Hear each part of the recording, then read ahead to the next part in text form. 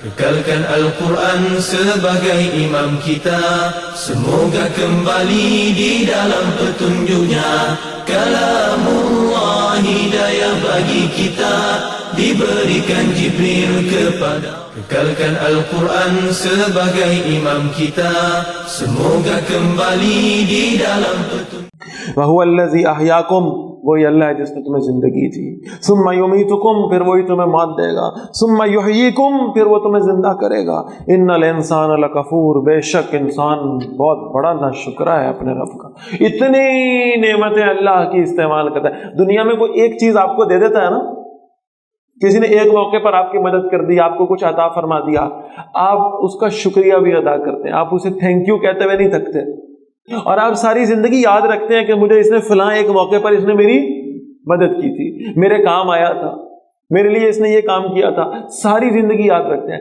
اور اگر وہ شخص زندگی میں کبھی آپ کو مل جائے، 10 سال پہلے کسی نے آپ کو کچھ دے دیا، عطا کر دیا، ہدیہ کر دیا، 10 سال بعد وہ آپ کو ملا اور اس نے آپ کو اس نے کہا نہیں، اس نے آپ سے السلام علیکم، آپ کو یاد آ گیا یہ وہی آدمی ہے جس نے 10 سال پہلے میرے پہ احسان کیا تھا. آپ کہتے ہیں وعلیکم السلام، مجھے آپ یاد ہے، آپ نے میرے پہ بڑی مہربانی کی تھی 10 سال پہلے، مجھے یاد ہے آپ کی بات، فرمائیں میں آپ کے لیے کچھ کر سکتا ہوں. اور وہ آپ کو جو بات کہتے ہیں آپ کہتے ہیں آپ نے میرے پہ بڑا احسان کیا تھا، میں حاضر ہوں، آپ جو کہیں گے میں کرنے کو تیار ہوں. ایک احسان جس نے کیا ہے، ایک، اور جس رب نے سب کچھ دیا ہے، ہر وقت دے رہا ہے، دیتا چلا جا رہا ہے، میرا تو ایک ایک سانس بھی اس کا دیا ہوا ہے. اس رب کو کتنی مرتبہ آپ نے زندگی میں تھینک یو بولا، کتنی مرتبہ اس کا شکر ادا کیا، کتنی مرتبہ الحمدللہ کہا، اور کتنی مرتبہ اس کے سامنے اپنے آپ کو سرنڈر کیا کہ تو نے مجھے بہت کچھ دیا ہے، بہت کچھ دیا ہے، اب تو جو کہے گا میں وہ کروں گا. فرمایا بڑا ناشکرا انسان ہے، بھول جاتا ہے یہ سب کچھ اسے دیا ہوا اس کے رب کا ہے. لِكُلِّ أُمَّةٍ جَعَلْنَا مَنْسَكًا، ہر امت کے لیے ہم نے بندگی کا طریقہ مقرر کر دیا. ہم ناسخوہ، جس کے مطابق وہ بندگی کرنے والے ہیں. فَلَا يُنَازِعُنَّكَ فِي الْأَمْرِ، تو نبی صلی اللہ علیہ وسلم انہیں چاہیے کہ اس معاملے میں آپ سے جھگڑا نہ کریں. وَادْعُ إِلَىٰ رَبِّكَ، اور آپ اپنے رب کی طرف بلاتے رہیں. اب جو عیسائی ہیں، جو یہودی ہیں، جو کسی اور مذہب سے تعلق رکھنے والے ہیں، ان کے جو عبادت کرنے کے طریقے تھے اپنے زمانے تک رائج تھے، اب نہیں ہے. انہیں چاہیے اب نبی صلی اللہ علیہ وسلم سے نہ جھگڑیں، انہیں چاہیے کہ اب نبی اکرم صلی اللہ علیہ وسلم کے تشریف لانے کے بعد اب حضور صلی اللہ علیہ وسلم کی پیروی اور اتباع کریں، ان کے طریقے کو اختیار کریں. اِنَّكَ لَعَلَىٰ هُدًى مُسْتَقِيمٍ، بے شک آپ بالکل سیدھے راستے پر ہیں.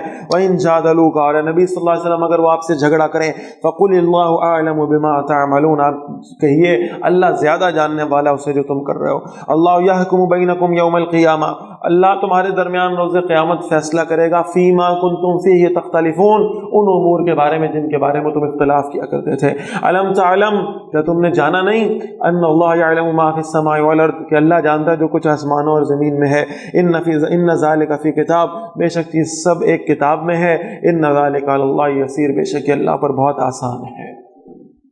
وَيَعْبُدُونَ مِن دُونِ اللَّهِ مَا لَمْ يُنَزِّلْ بِهِ سُلْطَانًا، اور وہ اللہ کے سوا ان کی عبادت کرتے ہیں جن کی عبادت کی اللہ نے کوئی دلیل ہی نہیں رکھی، نازل ہی نہیں کی. دنیا میں اللہ کے سوا کسی اور کی عبادت کرنے کی کوئی دلیل، کوئی لاجک موجود ہی نہیں. وَمَا لَيْسَ لَهُمْ بِهِ عِلْمٌ، اور ان کے پاس اس کے لیے کوئی علم بھی نہیں ہے. وَمَا لِلظَّالِمِينَ مِن نَصِيرٍ، اور ظالموں کے لیے کوئی مددگار نہیں ہوگا. وَإِذَا تُتْلَىٰ عَلَيْهِمْ آيَاتُنَا بَيِّنَاتٍ، جب ان پر ہماری واضح آیات تلاوت کی جاتی ہیں. تَعْرِفُ فِي وُجُوهِ الَّذِينَ كَفَرُوا الْمُنكَرَ، تو نبی صلی اللہ علیہ وسلم آپ محسوس کر لیں گے ان لوگوں کے چہروں پر انکار جنہوں نے کفر کیا ہے. یکادون یسطون بالذین یتلون علیہم آیاتنا، لگتا ہے کہ وہ جھپٹ پڑیں گے ان لوگوں پر جو ان کے سامنے ہماری آیات تلاوت کر رہے ہیں. انہیں بڑی تکلیف ہوتی ہے کہ کوئی ان کو اللہ کی دعوت دینے آ گیا،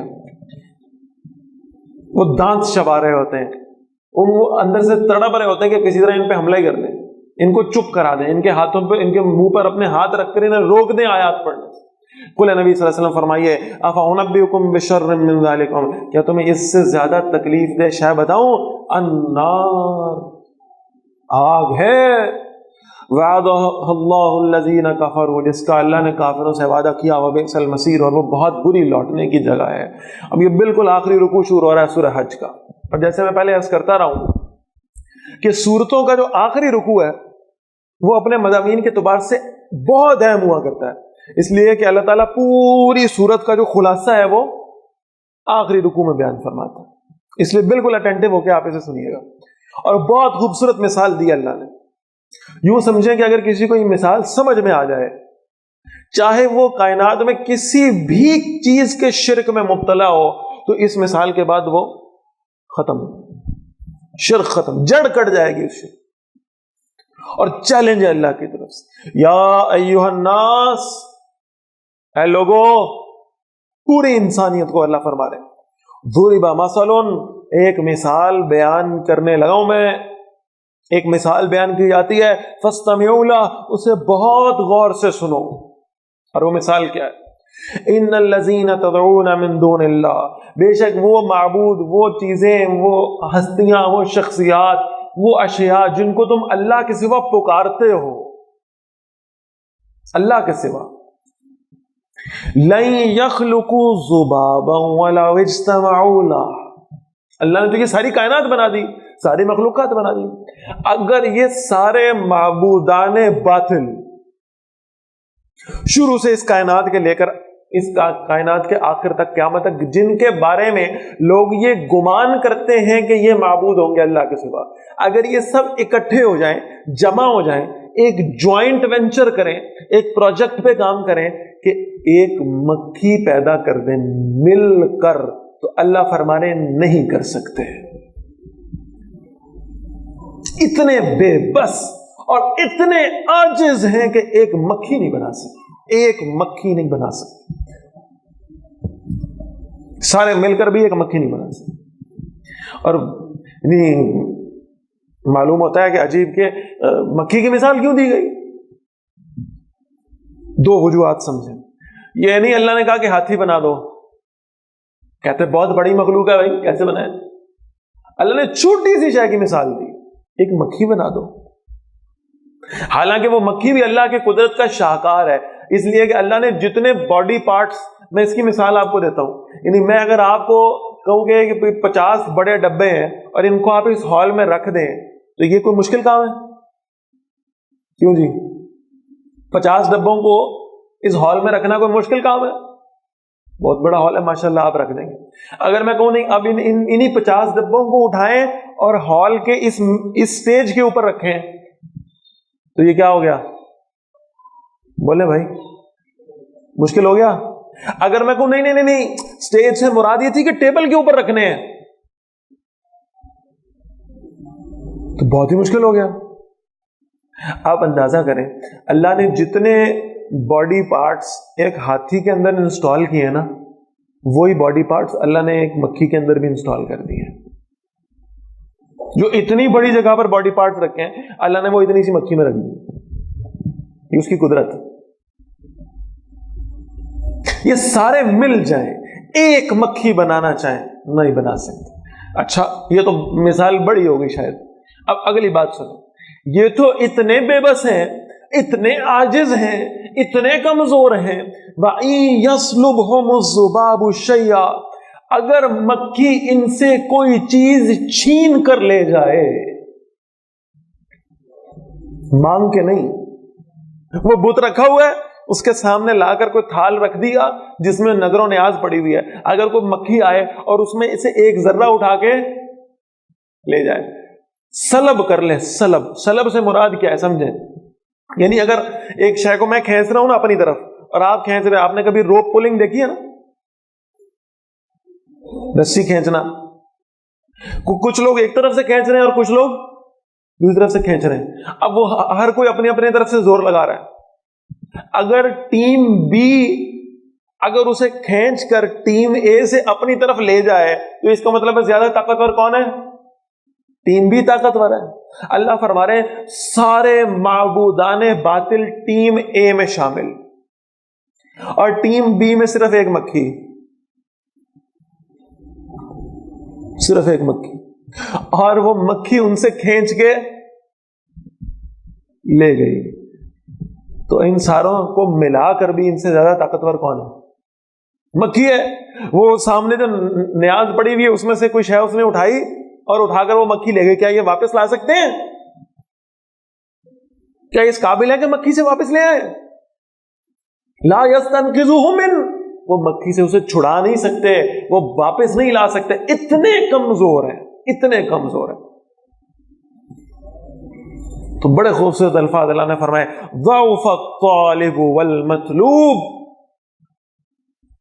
طالب بھی بڑا کمزور ہے، مطلوب بھی بڑا کمزور ہے، جو مانگ رہا ہے وہ بھی بڑا کمزور ہے کہ کس پہ آسرا رکھ کے بیٹھا ہے، اور جس سے مانگا جا رہا ہے وہ بھی بڑا کمزور ہے کہ کچھ عطا نہیں کر سکتا۔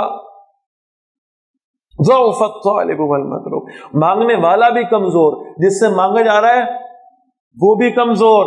اور پھر اللہ نے کیا فرمایا، ما قدر اللہ حق قدرہ، اوہو، انہوں نے اپنے اللہ کی قدر ہی نہیں کی جیسے اس کی قدر کرنے کا حق تھا، انہوں نے اپنے رب کی قدر ہی نہیں کی۔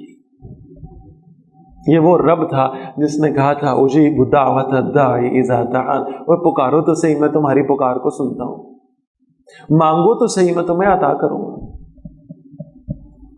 میرے سامنے ہاتھ تو پھیلاؤ، میں تو تمہارے بہت قریب ہوں، فإنی قریب، ہم پڑھ کے آئے، میں تمہارے بہت قریب ہوں، کتنا قریب ہوں، نحن اقرب الیہ من حبل الورید، میں تو تمہاری شہرک سے بھی زیادہ قریب ہوں، مجھے پکارو، مجھے بلاؤ، مجھ سے مانگو، میں تمہیں عطا کروں گا، میں تمہاری دعائیں سنوں گا، میں قبول کروں گا، مانگو تو صحیح اپنے رب سے۔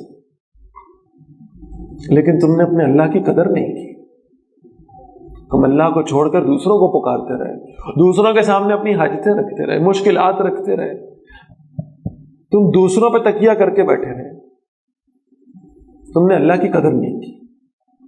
ان اللہ لقوی عزیز، دو لفظ اللہ نے استعمال کیے، وہ کیا ہیں؟ ضعفا، وہ کیا ہیں؟ ضعیف ہیں، کمزور ہیں، اور اللہ کیا ہے؟ قوی ہے، قوی، طاقتور، قوت والا، اور عزیز ہے۔ عزیز، عزیز سے مراد کیا ہے؟ شاباش، بالادست، زبردست۔ آپ جہاں دیکھیں گے ترجمے میں لکھا ہوگا اللہ کیا ہے؟ زبردست۔ میں پہلے یہ عزیز کا لفظ ہر جگہ سے صرف ترجمہ کر کے آتا رہا ہوں، لیکن اس مقام پر اس کو سمجھنا بڑا ضروری۔ آپ جب بچے تھے، آپ قاری صاحب کے پاس بیٹھتے ہوں گے، جب آپ کے والدین نے آپ کو قرآن پڑھانا تھا تو قاری صاحب آپ کو بتاتے، پیش تو الگ ہے نا، 3 حرکتیں، ایک زبر ہے، ایک زیر ہے، اور ایک پیش ہے۔ تو پیش کی تو شیپ ہی ڈفرینٹ ہے نا، اس کو پہچاننا آسان ہے کہ گول ہو کے یوں مڑ جاتی، زبر اور زیر ایک جیسی ہیں بالکل، ایسا ہی ہے۔ تو قاری صاحب بتاتے ہیں زبر وہ ہے جو اوپر آئے، اور زیر وہ ہے جو نیچے آئے۔ اللہ زبردست ہے، دست کہتے ہیں ہاتھ کو، اللہ کا ہاتھ اوپر، اللہ کا ہاتھ دینے والا، اللہ کا ہاتھ عطا کرنے والا، اور ساری کائنات زیر دست ہے۔ نیچے والا ہاتھ مانگنے والا، مانگنے والا، ساری کائنات مانگنے والی، سب فقیر ہے اللہ کی۔ آگے ہم پڑھیں گے اس مضمون کو تفصیل سے انشاءاللہ۔ تم سب فقیر، انتم الفقراء، اللہ کہہ رہا تم سارے فقیر، اور اللہ عطا کرنے والا۔ وہ جو بھائی ایک فقیر کبھی دوسرے فقیر سے بھی مانگتا ہے، فقیر کس سے مانگے گا؟ عطا کرنے والے سے، دینے والے سے، قوت والے سے۔ بات آ رہی ہے؟ سمجھ نہیں آ رہی؟ دینے والے سے۔ ایسا نہیں ہوگا فقیر جا کے دوسرے فقیر سے کہے گا بھی میں تم سے مانگتا ہوں دے دو، تو بے وقوف ہوگا۔ اللہ فرما رہے تم خود فقیر، اور تم اپنے جیسے فقیروں سے جا کے مانگتے رہے، تم بھی کمزور، اور جن سے تم مانگ رہے ہو وہ بھی کمزور۔ تمہیں چاہیے تھا تم اس سے مانگتے جو سب کو عطا کرنے والا ہے، جو ساری کائنات کی حاجتیں پوری کرنے والا ہے۔ تمہیں چاہیے تھا تم اس کے سامنے ہاتھ پھیلاتے۔ فرمایا اللہ یصطفی من الملائکۃ رسلا ومن الناس، اللہ فرشتوں سے بھی رسول چنتا ہے، انسانوں میں سے بھی رسول چنتا ہے۔ ان اللہ سمیع بصیر، بے شک اللہ سب کچھ دیکھنے والا اور سب کچھ سننے والا ہے۔ یعلم ما بین ایدیہم وما خلفہم، اللہ جانتا ہے جو کچھ لوگوں کے سامنے اور جو کچھ ان کے पीछे है। व इलल्लाहि तुरजउल उमूर, और तमाम मामलात अल्लाह ही की तरफ लौटाए जाएंगे।